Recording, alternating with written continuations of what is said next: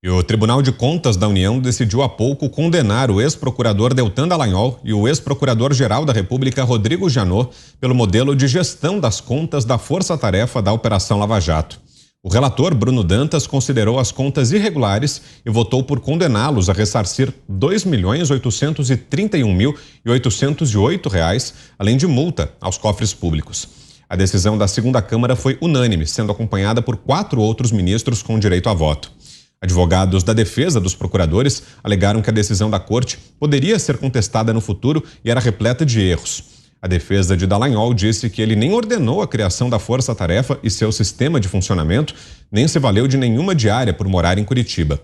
A Associação Nacional dos Procuradores da República foi ainda mais incisiva em seu argumento, dizendo que a representação só foi assinada por membros do PT, caracterizando que o Tribunal de Contas está sendo usado por um partido político para efeitos políticos. Com a decisão, ambos podem ficar inelegíveis, mas cabem recursos suspensivos à decisão. Em entrevista ao Headline News aqui da Jovem Pan, nesta terça, Deltan Dallagnol reclamou de um possível aparelhamento dos tribunais do país. Vêm os 4 ministros que são indicados politicamente, que foram delatados na Lava Jato, julgando a Lava Jato. É o rabo abanando o cachorro. O ministro relator, ele estava no jantar de lançamento da pré-candidatura do Lula e é apadrinhado político de Renan Calheiros. Como que a gente vai poder confiar em tribunais aparelhados assim? Abro o giro com você, Zé. 2 minutos. O erro da fala do Deltan é de... O Tribunal de Contas da União não é exatamente um tribunal, ali não estão ministros ou juízes, na verdade são conselheiros e trata-se de um órgão auxiliar do Congresso Nacional. Este aparelhamento do TCU, esta proximidade com a política, isto está na gênese do próprio TCU, são indicações do Congresso Nacional. O Bruno Araújo, ministro do TCU, foi assessor de Renan Calheiros.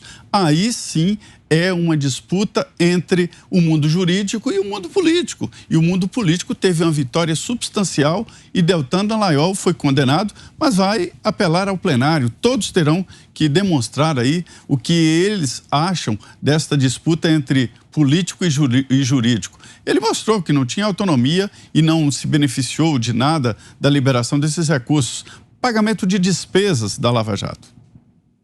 Augusto. É explicado, porque eles não examinam as contas do Supremo Tribunal Federal, mesmo quando aparecem irregularidades apontadas pela auditoria interna do Supremo.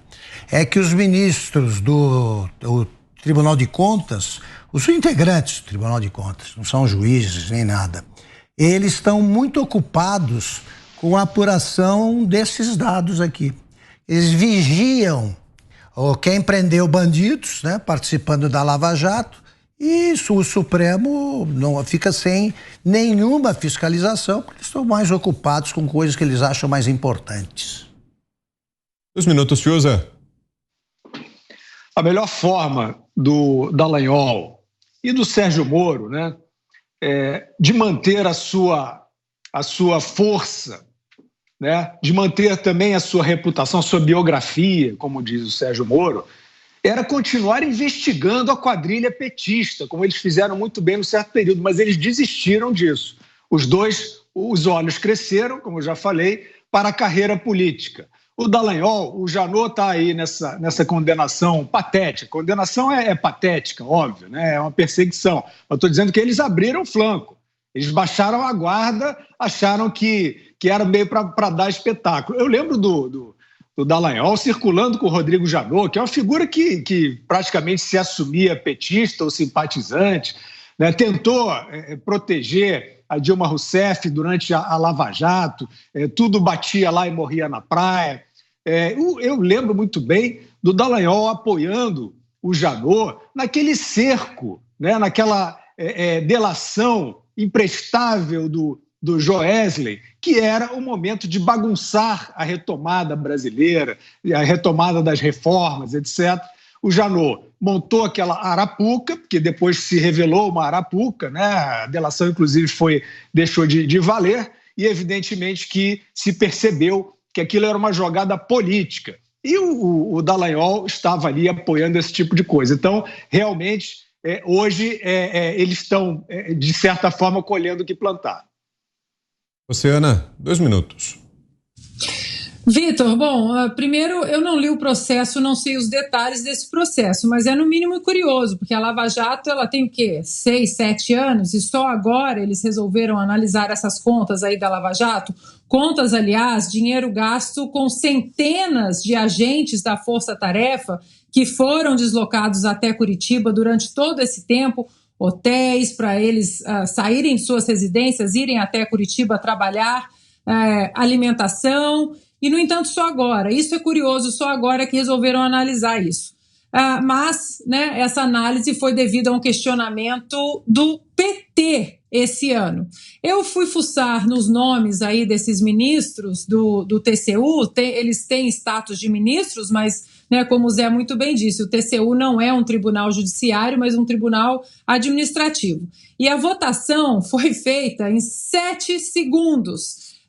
Os ministros Augusto Nardes, Haroldo Cedraz e o Antônio Anastasia, assim como o relator Bruno Dantas, eles estão aí também envolvidos em delações da Lava Jato.